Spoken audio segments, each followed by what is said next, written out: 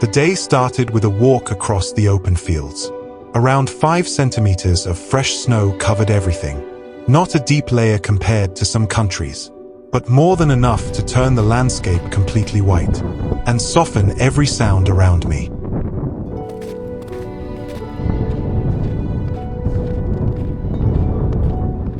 As I moved closer to the forest, the snow slowly changed.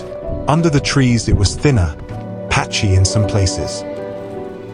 Still, even that lighter layer was enough to give the whole place a different atmosphere. The colors, the silence, the way the path looked ahead of me. It all felt new, just because of that first snow. I wanted to see this place from above. In my previous Neo 2 video, I've flown both low and high, but I hadn't taken it above a forest yet, and I was curious how detailed footage would look in these conditions, and whether it might be useful in future videos. Flying above a snowy forest feels completely different from flying in open space. Up here, everything slows down. The patterns of the trees become clearer, almost geometric, and the forest turns into a quiet, endless texture of branches and white. But it wasn't just about seeing the treetops from above. I also wanted to understand how the whole landscape fits together. The forest, the open fields, the paths, the shapes that only appear when you rise just a little higher than the trees.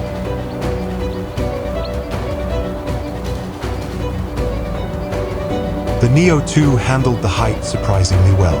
Even with the cold air drifting between the treetops, it kept a steady line, giving me time to look around and really take in the surroundings from this new perspective. From above, the forest feels both familiar and distant. I could see the path I walked earlier, now just a thin line between the trees, and the open fields beyond it, completely covered in snow. It's strange how a place you just walked through can look so different when you rise only a few dozen meters. The light reflected softly off the snow, and every movement of the drone revealed new shapes, new shadows, new details I hadn't noticed from the ground. This flight wasn't meant to push limits or cover ground.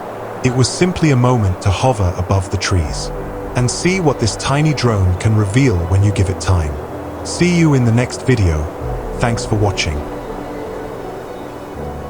Oh, and one more thing. In a few videos from now, I'll share my conclusion about the Neo 2, when it works well for cinematic shots, and how you can get the best results in post-editing.